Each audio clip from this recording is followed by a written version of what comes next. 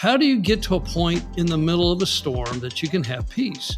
And what I have found, through my trials, that once I've done everything I possibly can through my own efforts, once I give it to God, it just seems like that's usually when the peace comes on. Mm-hmm. And so, definitely both personal life and with Bluebell and just in worldly things, when the trials come on, I really was looking for ways to be able to say, look, you can have peace in the middle of a trial. You can get to a point that when things just flat don't make sense, that He is right there and He cares more than you will ever comprehend. And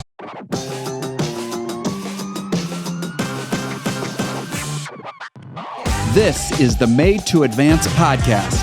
I'm your host, Brian Aulick. We're here to inspire and equip you for your best future. Well, welcome everybody. It is so very good to be with you here on Made to Advance, and so excited about the conversation we have coming to you today.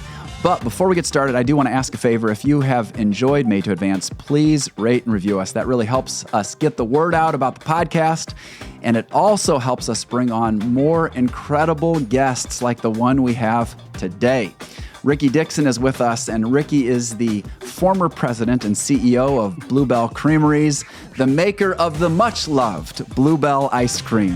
And now Ricky is retired, and he is the author of a recently released book called One Scoop at a Time. And he's using his experience to help others grow, overcome obstacles, and experience greater success. And Ricky, it is so good to have you on Made to Advance. Well, thank you, and it is great to be a part of this, and appreciate the invitation. Love talking about ice cream. Love, even more importantly, talking about my Savior. So this is just awesome. Well, I love talking about my Savior, and I also love eating ice cream. So now here is the irony about this conversation.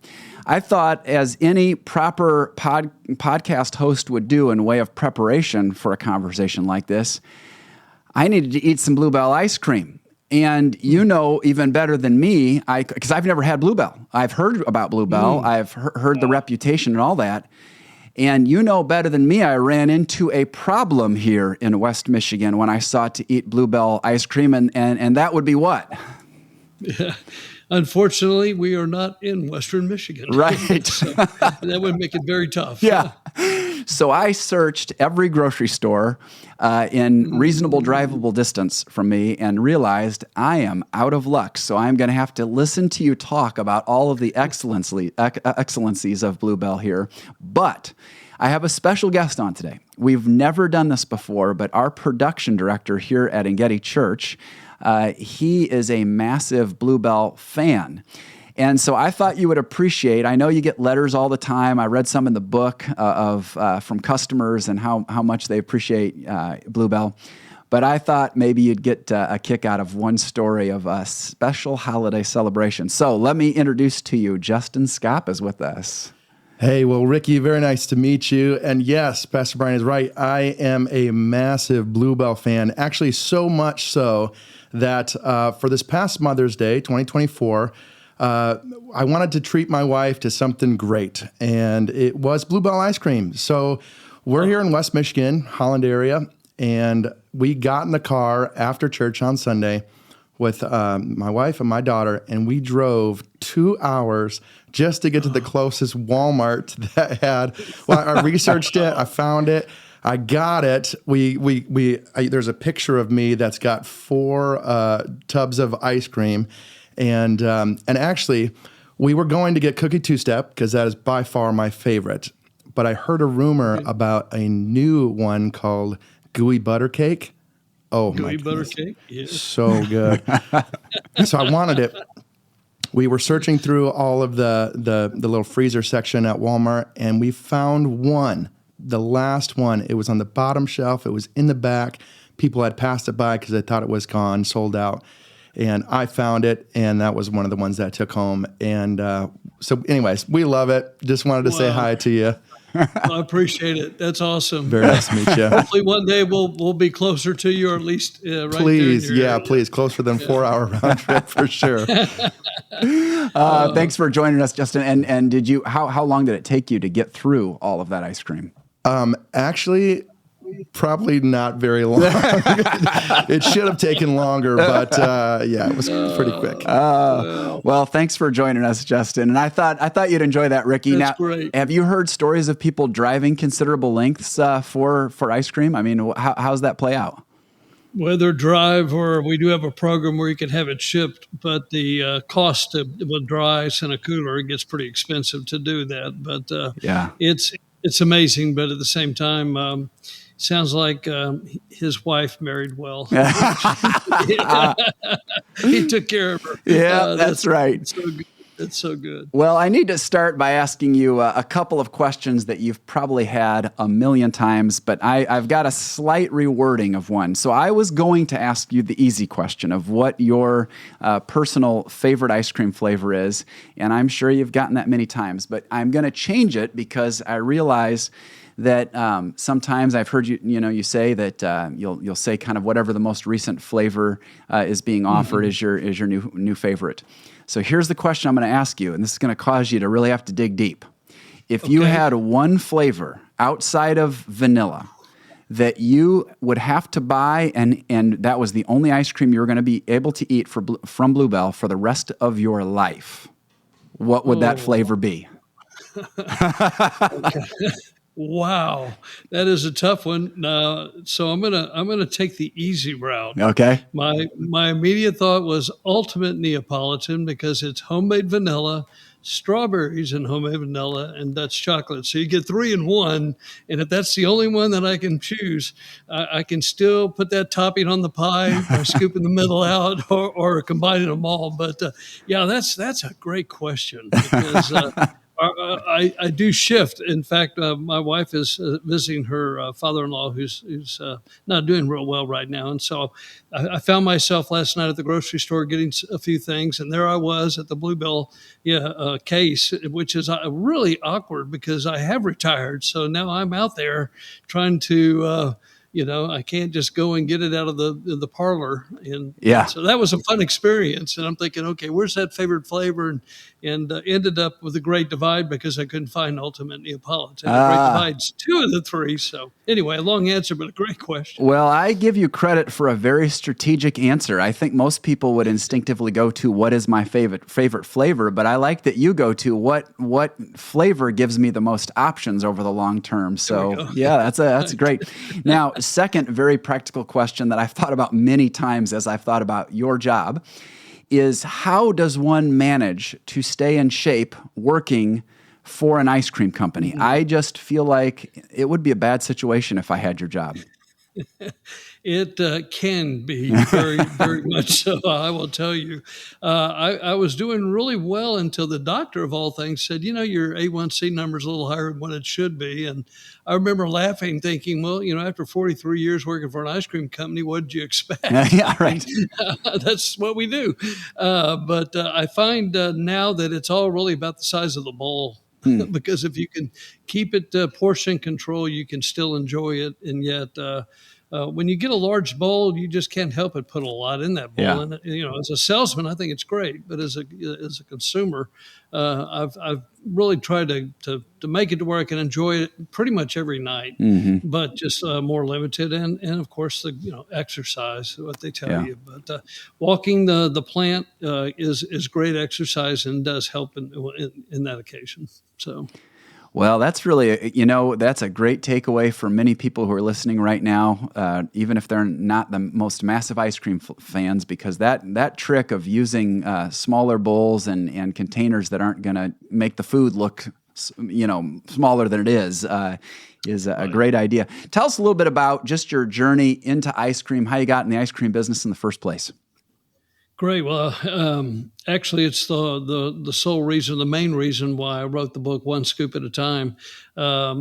Way back, as I'm getting older, it seemed like yesterday, but I had a girlfriend in high school, and I like to say that she had a passion to go to Baylor, and I had a passion to be with her. And so it was really her path to go to Baylor that got me to Baylor. Ironically, as soon as we got there, within the first week, we decided that our paths were going to go different directions. And so I remember questioning, well, here I am in, a big university. really without a game plan, but I thought, well, God's going to open the door. And again, the one scoop at a time is one step at a time. And I found myself in a consumer marketing class that we had to follow a company for the full semester and how they relate to the consumer. I went back to my apartment, called my dad, who happened to be reading an article on this little ice cream company in Brenham, Texas. And he said, you ought to call them. That this could be a lot of fun. And I thought, boy, what the timing couldn't have been better. And so I went down, did my interview, and it was really that course of not just meeting the vice president of sales, but during that interview, the president of the company at the time, Ed Cruzy, walked in, wanted to know what I was doing. There was a feel that's hard to describe, that this is not just a company, this is a family. And I thought, I really want to be a part of this. And so that really led to me going back, filling out an application, and coming on board really at a great time. We started in 1907 as a company, but this was all the way to 1981. And we were still strictly in the Dallas, Austin, Houston area. I grew up in San Antonio. We still didn't have it in San Antonio. And so the company was really just getting its footing on the days that were coming ahead. And so went back, interviewed, and as I say, the rest is history. Accepted a position and just kind of held on my scooper, and we took off. Yeah. 43 years in total that you served at Bluebell, right? That's correct. Yeah, yes, it's just amazing, just amazing. Such a, for many organizations, and definitely this is true for churches, there is such a reward to staying consistent, to persevering, to staying in one place. I recognize for many there are also, of course, advantages to trying different jobs and moving around, but I think your career journey is really a testimony to that idea of steady consistency over a long time. I was going to ask, when you first kind of experienced the culture of Bluebell, and you said this is more than just ice cream, how would you describe, I know, and you mentioned it was more like a family, if you were to expand on that, what made, and particularly once you started working at Bluebell, what would you say sets the Bluebell culture apart? What made it distinctive? I think one of the toughest things that we deal with in any career is patience. We see a career path, we see a career ladder to climb, and we get into a position that once we feel like we've mastered it, we're ready to take that next step.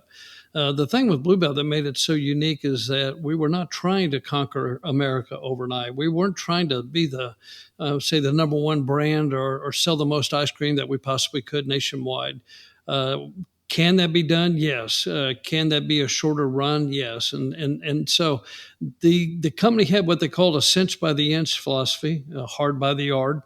That was kind of instilled once I came in, that look, just take a step at a time, and good things will happen. And so part of that really, on all counts, made it to where you had it was a security that the consumer was supporting the product. They were enjoying the product. And as long as we could keep the product in the condition at the value that we believe that we were offering, then we had the whole, at least the 48 states. Still not sure how our trucks are going to make it to Hawaii. Yeah. We could probably get to Alaska. So there was a long runway to be successful. And so you just kind of sat back and you didn't get caught up in that. You didn't get caught up in the position. You really hopefully got caught up in just doing the best you could where you were at and enjoying the ride. And the people that you were surrounded felt the same. And I won't say everybody, but for the most part. Did it prove difficult to maintain the Bluebell culture as you grew and as you scaled, or were you growing at such an intentionally incremental approach that it really just came naturally to keep replicating that cultural DNA that was present when you came on? Yeah, I think that in some markets it became natural, but for some markets we were just a new company in town. There was a few more. A lot of our growth came from what we call the ripple effect, where the consumers were asking for the product, similar to what we were describing earlier, where we're almost in Michigan, but we're not quite there. And so you get that demand for the product, and so that opens the door. to enter the market. So if you're already well known, or at least your brand is out there, then the employees that come on can already they already have an idea of what they're getting themselves into. But the further we got away from Texas, I would say the process took longer. When we opened up our production facility in Oklahoma, it was just a new ice cream company that had come to town. We had only been in Oklahoma for a year. We went into Oklahoma City in 1989, and then we opened up the market in Tulsa or Broken Arrow in 1990. A couple of years later, opened up our plant, but it took a process to say, we're here for the long haul. This isn't just come in and punch in at 8 or punch out at 5, but we're here to do a job. And boy, I'd say if you give it a 12-month period, I tell this to almost everybody that came on board. If you give it 12 months and you're still really enjoying it, then you really have a good career here. If you see early on that it's not for you, then that's great. Then go for whatever it is that's going to make you happy at the same time, because you're going to be here as much, if not more, than what you'll be at home. Right. So you should enjoy it. Yeah, that's a great word. I love the story that you tell of somewhat early. I can't remember how far you were into your career when you had a meeting come up with a couple of folks who were above you in the organization. And as I recall it, that you had some probably you'd been having a great career run. You came in, I think, thinking this is going to be a positive meeting, and it turned into being something a little different than what you expected. And I'd love to have you describe that and what you took away from it, because we have a lot of younger listeners to this podcast and who are maybe beginning their career journey, maybe they're students, and they're going to have some moments where they think they're doing great, and they're going to have a surprise bit of coaching come in. Tell us about that experience. Absolutely. And not only, and I'll be more than happy to explain it, but I know that even some of our management team, when we sit down and do the old self-evaluation and they come in, ranking themselves in the high 9s or 10s, and you've got them down on paper as maybe a 5 at best. Yeah. Those are the raw conversations you want to have, because you really do want to see them succeed. And if you don't communicate in what you're seeing as a leader and helping to guide them, it doesn't help them. They need to be told. And so in my case, my career started fast. As I mentioned, we were really from Dallas into San Antonio in 1984. And then about 4 years later, I got the call that they wanted or like for me to go to Oklahoma and open up our first out-of-state branch. A branch is pretty much like a distribution point. We make the ice cream in one of our 3 plants and then ship it to one of our 60, now 7 branches. And so they wanted me to go to Oklahoma City, and hopefully with the intent to start a new region. And boy, I was on top of the world. I thought this is just amazing. Yeah. Things were happening fast, and I had never been to Oklahoma, but let's do this. And so got up there, and then it got really, really quiet. And time passed, and finally, when that call came, we have a couple of annual, twice a year meetings, not annual, but spring and fall. And they called ahead of time and said, we'd really like to visit with you after the dinner. And I thought, okay, this is it, man. I was excited, pumped, walked into the room. And I mean, you could tell that, there was an elephant in the room. We didn't have any, there was no balloons or confetti. I mean, it was just a real serious point. And the thing that was so, I guess at the time I hated it, but the thing that was really so beneficial from it is I sat down, and my immediate supervisor had handwritten one full page on one side and about half on the back of things that I wasn't doing that I had been doing, or things I should be doing that I wasn't doing. And I will say probably subconsciously had just drifted. You get to where all of a sudden maybe a promise has been made and you think, okay, well, I must be doing what I need to be doing. And I just got complacent in my talents and my ability. And so, yeah, I was shocked, and it was almost just the opposite. I had left San Antonio, my hometown, mom, dad, sister, 2 brothers, families, aunts, uncles, the whole thing, and moved to Oklahoma. And so as I went back to the hotel, sat on the end of the bed and just remember praying, God, I thought I did what you asked. I thought you wanted me here. I thought this is what you were going to, the doors were going to open and you were going to use me here in this new role. And as soon as those thoughts came, off my tongue or out of my mind, I heard him say, you're not here for your promotion. You're here for my purpose. Wow. And I still to this day can vividly remember thinking, wow, that's exactly right. Here I'm praying to you, God, to lead me where you want me to go. But I had put a title to that and really had drifted. And so still was frustrated. I won't lie. But at the same time, I thought I've got a choice. I can either be upset, mad, walk out the door, give my notice and start with another company, or listen to the voice of God to say, listen, I've got you here for a reason. And maybe you don't see what that reason is, but I do. So get back to doing what you're supposed to be doing and just take it from there. Well, it wasn't but 5, 6, 10 years later, I find myself running the manufacturing plant in Broken Arrow. Now, I'm a marketing journalism major, running an ice cream plant. But even that, when they asked me to do that, I knew if this is from you, God, then you're going to give me the ability. My job wasn't to make the ice cream. That we had people to do that. My job was to really hold on to the steering wheel and guide the plant the best way I knew how. But that experience of running the plant and also seeing the side on sales and how we operate couldn't have been a better foundation when they asked me to become president and CEO of the company, because I could see both sides of the equation. And that I would not have been able to do that if I had got caught up or if I'd have walked out the door. And so it was a big attitude change for me, for sure. Well, one of the great themes that comes across in your book, and again, the book is called One Scoop at a Time. It's so much of a fun read and easy read. Like, it's not, you can just kind of enjoy it. You don't have to work hard to read it. It feels like you're sitting down having a conversation with you. I felt like you were my friend before we even got on this call. But fantastic. But one of the things that I really appreciated as I was reading how in general, your story has different turns and twists that you continue to show how just the sovereign hand of God, even getting you to Baylor and different things. I think now even your journalism major, which seemingly didn't get used in your professional world, and now you have a book. So just all these themes continue. God always uses all the threads. But I remember reading that story of you having that difficult conversation, and I thought, what a great example of, we all have those choices in life at key junctures to say, are we going to humble ourselves and ask, what God do you have me, how would you have me learn and grow from this? Or, and I'm glad you were so honest about it, there is a part of us in the flesh that says, you know what, forget this. I'm out. If they're going to say this, I'll find someplace else. They don't see my value. I just love that example that you said, I'm gonna use this to take a kind of a dose of humility. I'm going to learn from it. I'm going to grow from it.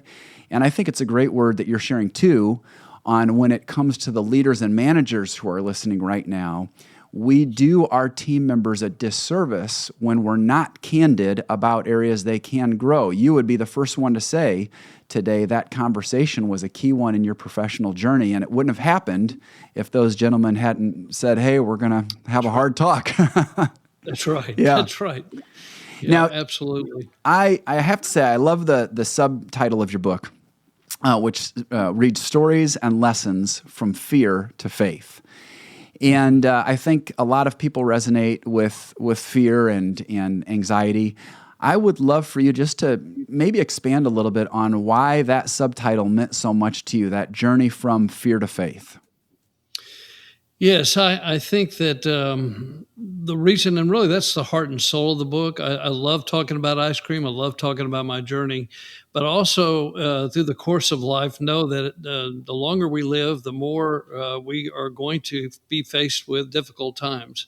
And in difficult times in my life, I really gravitated to certain scriptures that I've used kind of as my pillars that I still go back to this day. And one is Philippians 4, 6, and 7 that talks about, the don't be anxious about anything, but in everything by prayer, praise, and I lost the third word, but present your requests. Yeah. Thank you. Yes. And the peace of God that passes all understanding, that how do you get to a point in the middle of a storm that you can have peace? And what I have found, through my trials, that once I've done everything I possibly can through my own efforts, once I give it to God, it just seems like that's usually when the peace comes on.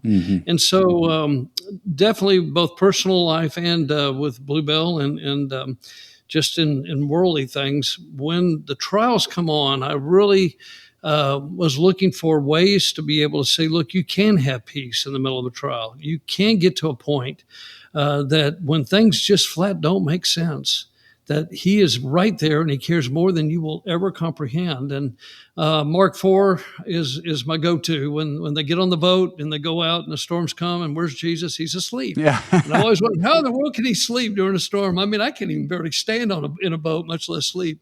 And yet, as we know the story, they go wake him up and say, do you not care that we're going to die?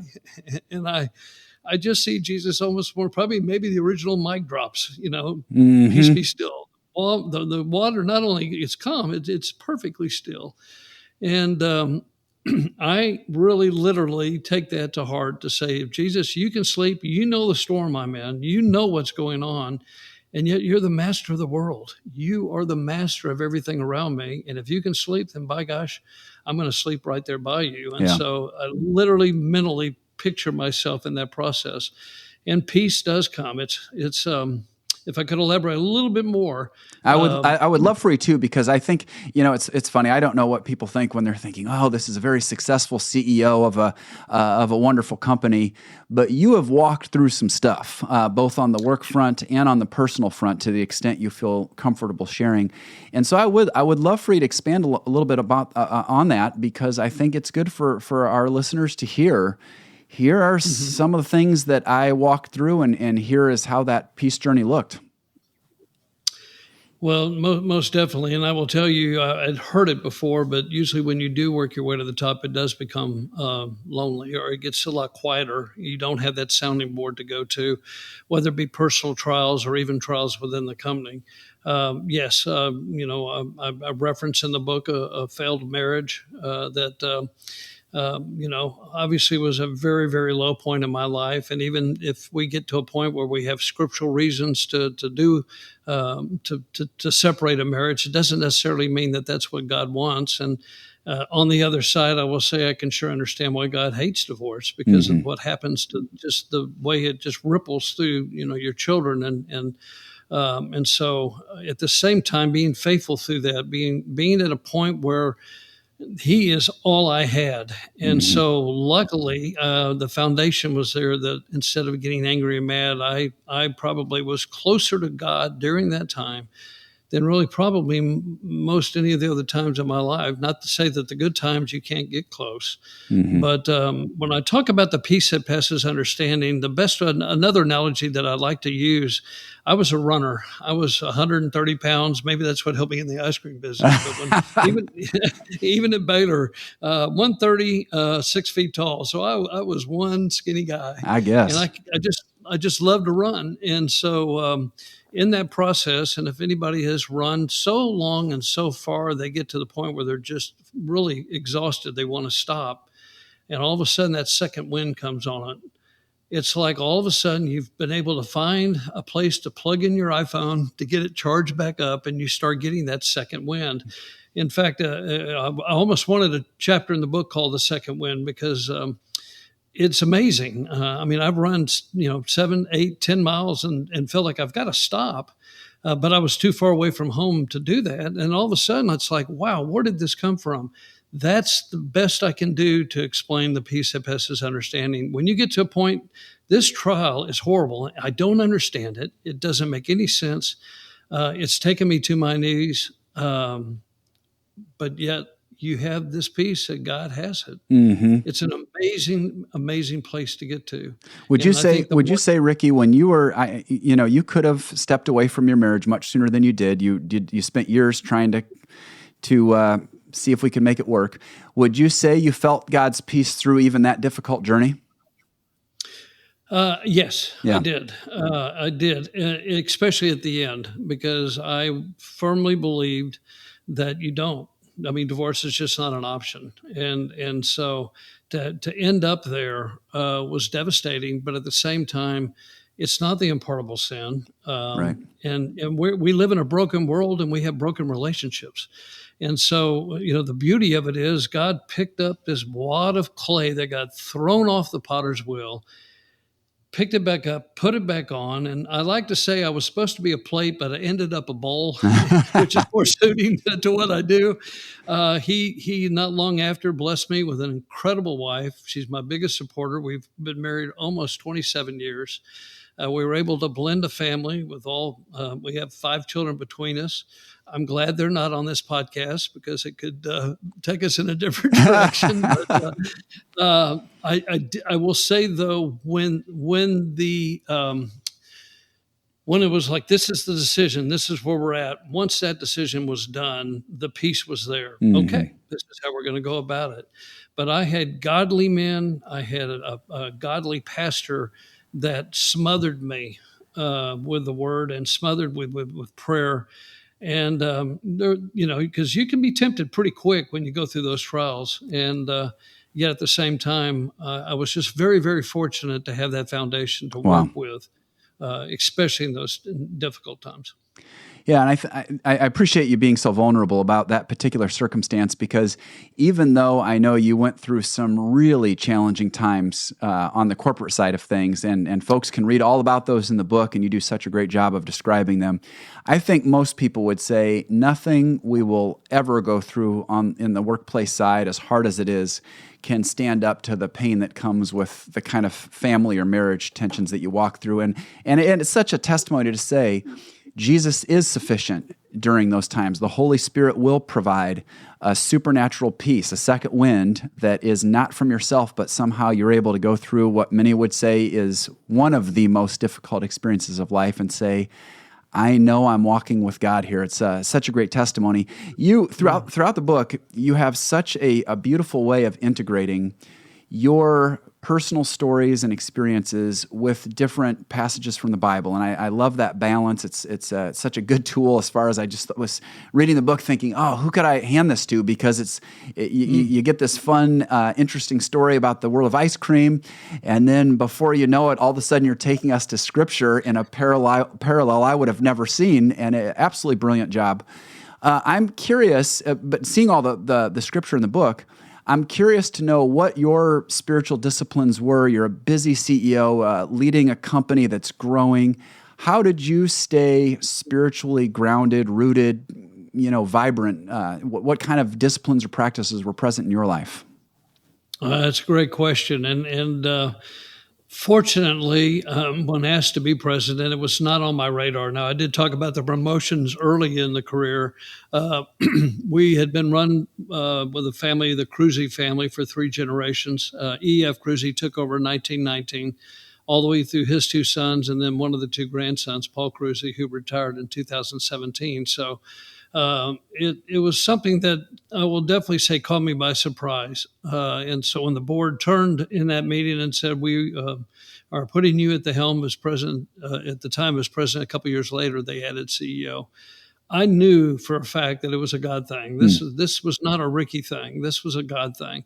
We were at a very low point in the history of the company. We had gone through some really, really turbulent waters, and we were still navigating our way back to shore, to stay with the analogy. But my faith was by far one of the things that was easy to go to, because that's where I spent time. I start early in the morning, always have. I'm an early riser. 4:30 is not uncommon to get out of bed. And that really relates back to, I will say, during my personal trial. I had this, I don't say agreement, that sounds wrong, but if I woke up after 4:30, if it's 4:30 and on, if I woke up, it was God's way of saying, I want to talk to you. That's how I approached it. So if it was 4:33, it's time to get up, because the creator of the universe is wanting to have a conversation. And it was a game changer for me. And so now I will say, now that I'm retired, today was 5:05. You're really slacking, Ricky. Really slacking. My wife laughs at me. 5:30, maybe. If I'm in bed at 6, she thinks I've died. She's over there. Are you okay? You wake up. Checking for a heartbeat and whatnot. That's right. What would you do though? But You're up that early. What's your conversation with God look like? Your prayer time? How do you approach Bible reading? How does that look? Yes, a couple of things. First, independent Bible reading or independent, just conversation with God. I won't say it's really lengthy, but it's preparation. It's starting the day, acknowledging the Creator of the universe is right there. There's a group of 5 other men that I've gotten close to that still are down in the College Station area. That we pick a book of the Bible. And we pick a chapter a week, and we literally go a chapter by chapter, book by book. I'm thinking we're now through 18 different books. Wow. We did Genesis a couple of years ago, and there's 50 something chapters. So it took all year to get to Genesis.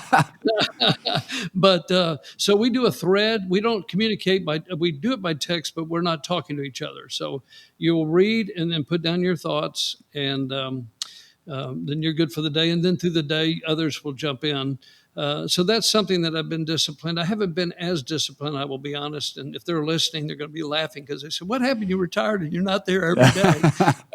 But I will say the last thing, especially as president, I took that extremely serious. I really, truly believe that, I needed to stay humble but confident because I had such a great mentors before me. Mm-hmm. Romans 12 is a great 1 through, I think it's 1 through 12 that talks as a template to know God's will and how to love and how to be patient and just some great principles, whether you're Christian or not, especially. But the last element was I began walking. I would get up and go out for at least a 2 to 3 mile walk. And something that I hadn't done is listen. I would walk at the beginning of the walk and I would just pray, God, whatever you want that you want to say to me, just lay it on my heart. And I'm just going to listen and turn music off, I had my pods in or whatever, but I just would take whatever was coming in as his way. Okay. And it could have been something at work. It could have been something with family. It was also a time that it gave me that I could pray, God, who have I told that I'm going to be praying for? Put them back on my heart, because a lot of times we'll say to someone, yeah, we'll be praying for you. And yet we get caught up in our own. So that it's a whole lot there, but that from 5:30 to really almost 7:00 is just a special time. It always has been for me, but especially during the CEO days, because there were days they were monumental. It was like, oh my gosh, this is huge. And yet the peace again that was there. Okay, let's go do this. I know you're there and you'll guide me through it. And it sounds like being engaged in a local church was also probably from early days, because I know you've said your parents were just really great, Jesus-loving people, authentic followers of Jesus. Really, and also I loved when you talk about your parents. You say they really stressed you're going to follow Jesus, and even as faithfully as you might follow him, you're going to experience great highs, but you're going to also experience great lows. It was a great example to me, even what you said about your mom and dad, for a really authentic, both modeling and teaching on Christian faith. But it sounds like that kind of engagement at church proceeded through your adult life as well, I take it?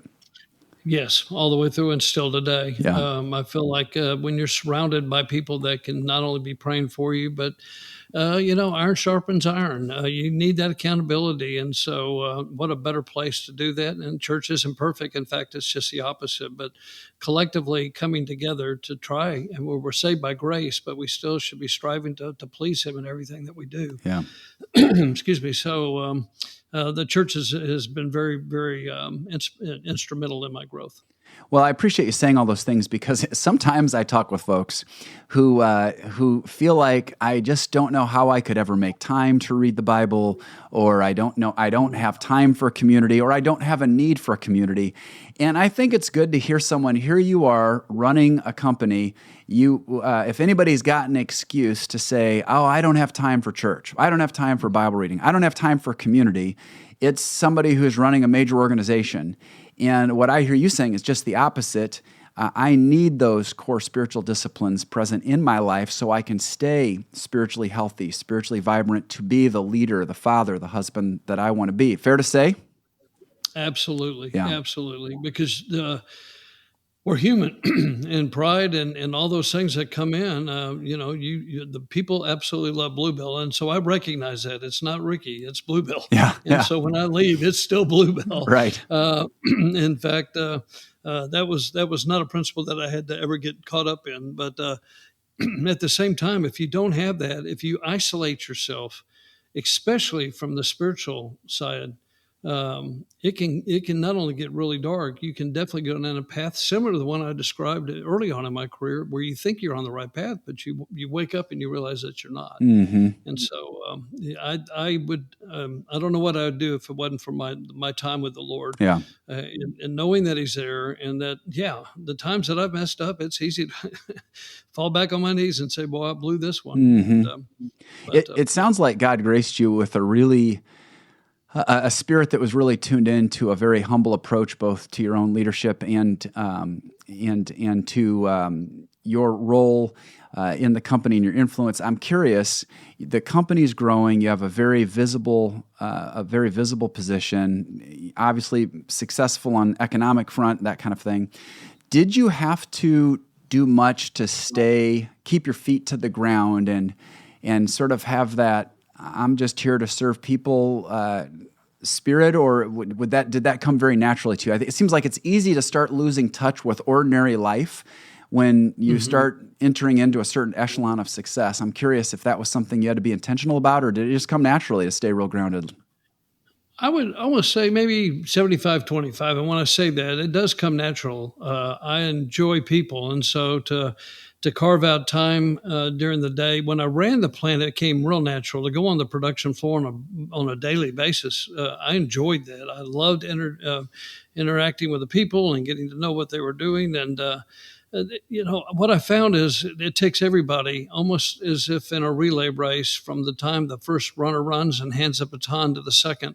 We just saw firsthand what happens when the baton drops. And so everybody has a specific role. And when done correctly, you see the reward on the other side. And so that encouragement, just being, I don't necessarily want to go down and teach, but I want to be accessible. Mm-hmm. I want to be able to go down, and if they want to ask me, hey, I didn't like my raise, or hey, this, I want them to have that freedom to be able to do it, and then get them directed in the right direction. And so the reason I don't give it 100 on the scale is because as a CEO, you can get caught at your desk, or you can get caught up into issues that demand your attention, and you really need to stay focused and stay in the moment for that. So even though it's ice cream, there are some days that it doesn't seem like it's just ice cream. So I would say COVID messed that up a lot too, where we couldn't go down. I felt like if I got COVID and I'm walking the entire plant, then I'm not doing what I should do. But at the same time, you still want to be visible. You'll still be.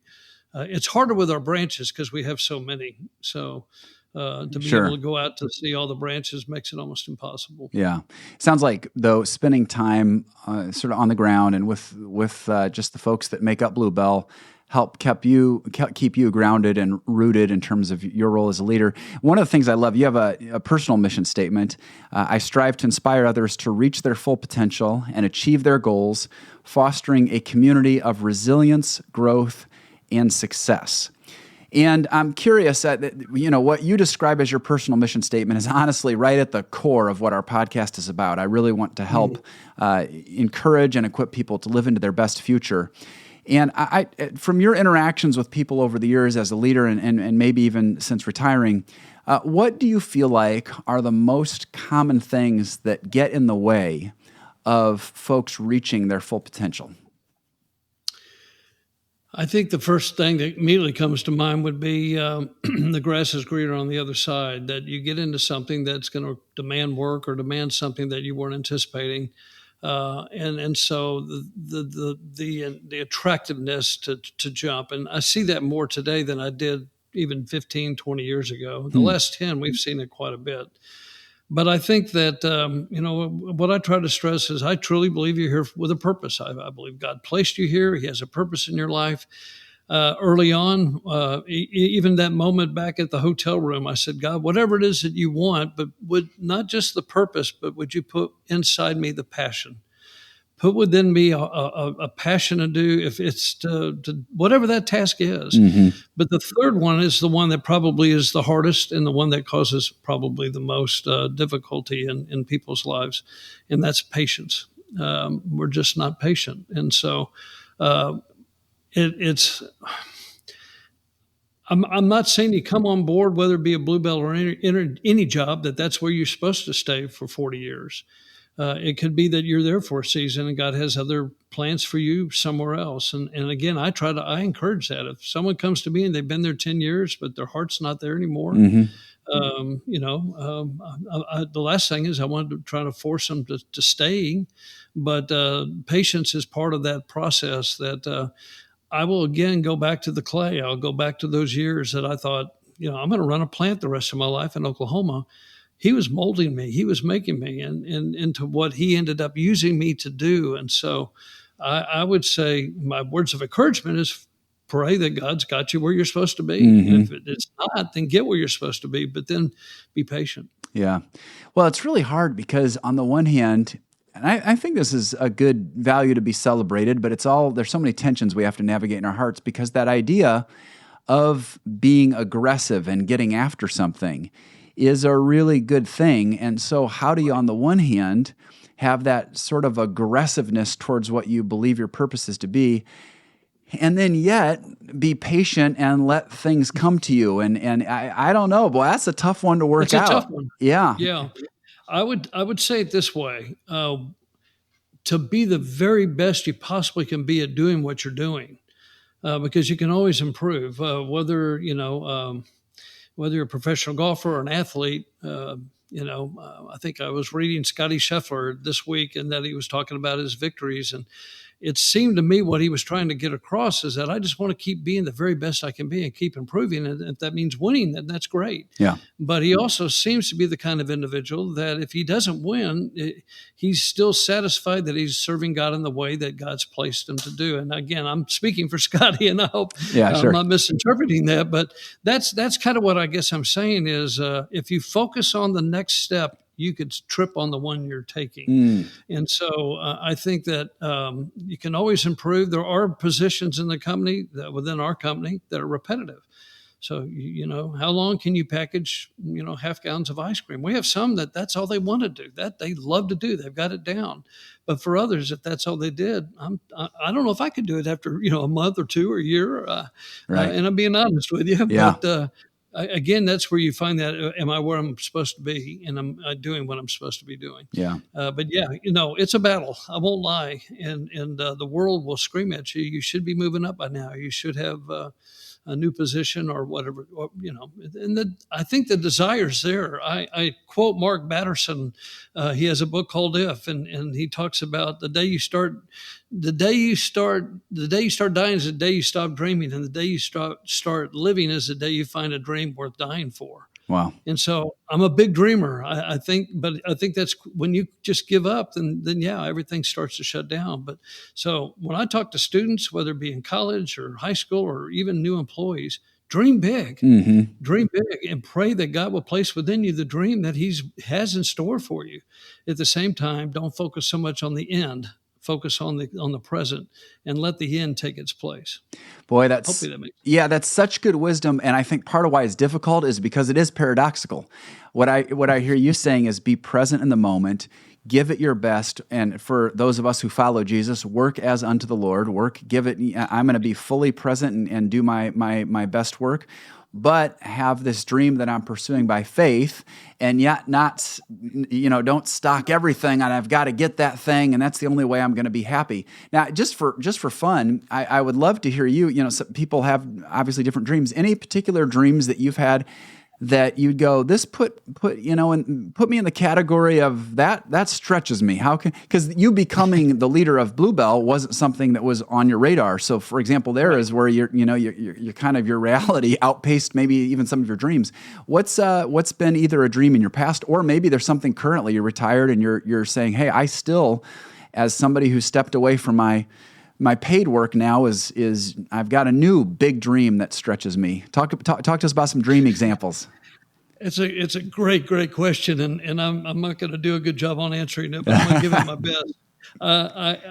My struggle, really, to be honest, at the end of the career was, am I stepping off at the right time? If I really hadn't planned to be president, or if God placed me to be president and CEO of the company, am I just stepping off because I can? Or is this the time to step off? And so the process was about a 2-year, from the time I told the board that we had sold our house and relocated my wife closer to grandkids. And I wasn't ready to step down, but yet at the same time, I knew we were getting closer. But during my prayer time, instead of trying to come up with that dream, and that's why this is hard, I truly believe in my heart that he has something for me. And so if it's just playing with grandkids and nurturing them, that's great. I think it's more than that, though. Yeah. And so I've tried to be open-minded to the book dropped in my lap. I got the phone call from someone that said, if you're ever going to do a book, now's the time to do it. And so what a segue into leaving work and then into, I don't like to say retirement. Instead of retire, I like to say refire, because I've really got, there's a lot of gas still in the tank. I'm working currently. I have been working with Baylor University with their supply chain management group and also a mentoring program. And I'm not far from Oklahoma Baptist University in Shawnee, which is about 30 minutes from here. And I've just accepted a role of I think it's called, I just went blank, and I should know this. But hey, you haven't started it yet, so we'll give you a pass. I haven't started it yet, that's right. Executive, it's executive, like a mentoring program where I'm working with their business school. I got to get that down, though. That's kind of embarrassing. We may have to go back and record this. That's all good. But to work with kids and or with CEOs, there's two different opportunities there. A couple of different organizations have reached out. But the key thing is to take 43 years of what I've gone through and be able to share it, and be able to just be available. And those two things would be my, I want to say, my dreams. Yeah. Along with some traveling. Well, I love that. Now, I'm going to have to quote you on that. It's funny, on the retire and to refire. I'm going to use that in sermons. Our producer here at Made to Advance is my friend Chuck, and he likes to call, and I might get this right, Chuck, repurposing, right? Repurposing. Yeah, he doesn't like to call it retiring. He says it's repurposing. Part of his repurposing is helping make our podcast possible. So I so appreciate the example of all you guys who've said, hey, this whole retirement idea, that one day I walk away from whatever my career was, and now I just, for some, ride motorcycles and play golf. That's just for the birds. Yes, it's great to press into a little bit more leisure and have some fun, but God still has a great purpose for you. And it's funny, as you're talking about the idea of working with some schools, my undergraduate major was at Indiana University. I was a business major and marketing. So when you're talking marketing and sales, that was the world I was living in. But our first business class was called X100, or was the name, or the whatever the number, that course number was.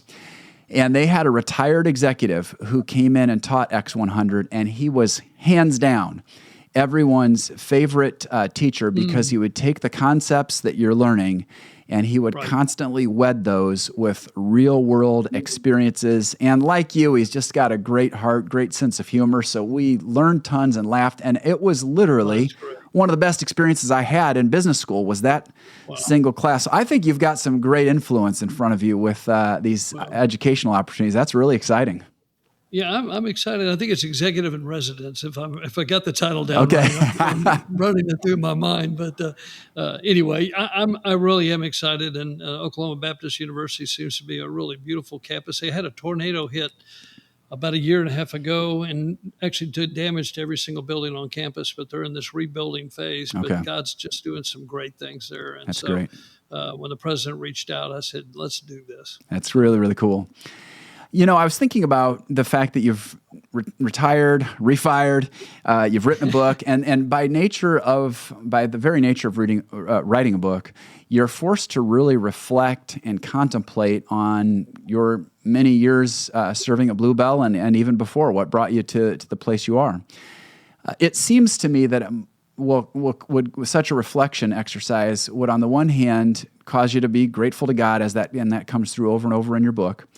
But I also wondered, is there anything you thought, boy, I would have done that differently now that I sit there and look back on it? Do you have, I know most of us as leaders, we want to keep staring at the windshield and not spend too much time looking at the rearview mirror, looking backwards, so to speak. Anything that you had on you just thought, I wish I would have thought about it differently or approached it differently now with hindsight as a benefit? Yeah, and I'm sure there's pages of things I could come up with as far as looking back. One, when I was in the plant back in Oklahoma, the one thing I did want to do is actually to make homemade vanilla. That's our flagship. Yeah. So I started the process. I'd get up early, go in when the milk trucks would come in, and how we go through that whole process. We got all the way to the freezers, but it gets kind of complicated, and I just felt like, leave that to the experts. But that's more on a personal basis. Sure. I think that from a leadership, it's like with your family and your kids, you only have so much time. And so to invest yourself in when you have that opportunity, I'm sure there were thousands of moments that I could have gotten up from the desk and just been, been with the employees or, whatever that might be. But to just make the most of every moment, because life is short. Yeah. And to be the very best you possibly can be. But nothing major comes like, boy, I really dropped the ball here. I'm sure that we're going to hang up and I'm going to go, oh man, I'm glad my wife's not here. She could just be rattling them off. That's right. Well, that's why my wife's not here too. So yeah. But that really is, even just what you said is so profound, because you've built a great company. You could feel really significant just about its success, but to think about when you look back, the thing that strikes you as if you could have done anything maybe a little bit more, it would have been even more investment in people. Yeah. Great, yeah. Just a great testimony with the benefit, again, of hindsight, to say it is so much the relationships that matter, isn't it? I mean, it really is those deposits we're able to make in people's lives. And I'm sure that you think about that from the deposits that were made in your life. That's right. Yeah, absolutely. Relationships are key, and it goes back. Again, I tried to put that in the book, but from the time Mom and Dad are trying to explain that when you become a Christian, it's not just checking a box; it's walking with the Savior. And so, I was just really blessed to have parents that had that approach, because, in unfortunately, good times and bad times, good relationships and not so good. Everybody's made in God's image, and God loves them, and so to invest in that, I think is what we should be doing. Yeah, so good. Anything before we end our conversation today? Anything else you'd want to share with us, Ricky? I just need to get you some ice cream, that's for sure. Well, I'm not going to lie. The thought did cross my mind. So we're going to have to work that out. That is for sure. But someday. No, I can't thank you enough. This has been just a blessing. I could sit and visit all afternoon. I really do thank you for this opportunity. And hopefully the book will inspire and the ultimate goal is someone comes to know Christ. That would just be fantastic. Yeah. Well, again, I've said this throughout our conversation, but just really commend you on a well-written book. I feel like it's so authentic, it's humble, it's vulnerable, it's scriptural. It points to Jesus consistently, and it felt like, man, if I were asking, what does it look like? Both to be a follower of Jesus on the job, and even specifically to be a leader who is trying to walk with Christ as best as I can while dealing with a role that comes with a lot of challenges. I felt like, wow, Ricky just feels like a mentor to me reading this book. So thank you for putting that material out there, and I'm really, really excited to see what God does through your life in this next season of refiring. I love it. Thank you. Thank you so much. Take care. Really appreciate it. Well, I hope you enjoyed that conversation with Ricky, and one of the things that I took away from it is he just had this steady consistency to lean into his relationship with Jesus throughout his career journey. You read the book and Ricky went through some significant high moments, but also some really, really tough challenges in leadership and in personal life. And I just want to say, I know, not everybody listening right now is a follower of Jesus, or maybe you've heard about Jesus or been around the church, but you really haven't taken that step of giving your life to Christ, where you've said, Jesus, I want to begin a relationship with you. I want to put my trust in you and ask you to forgive my sins. I want you to be the leader of my life. And I would just encourage you, if you haven't taken that step yet, it's time. God wants to welcome you home, and then, like Ricky, you can start living out your journey with a steady, faithful dependence on Jesus, who is indeed able to give you peace and rest even in the midst of storms. Like I said, I hope you've enjoyed this conversation today. And if you have, please rate and review Made to Advance. That really helps us get the word out about what God is doing through this podcast. This has been a production of Engedi Church. We have got more great conversations coming your direction. And so until next time, just know you were made to advance.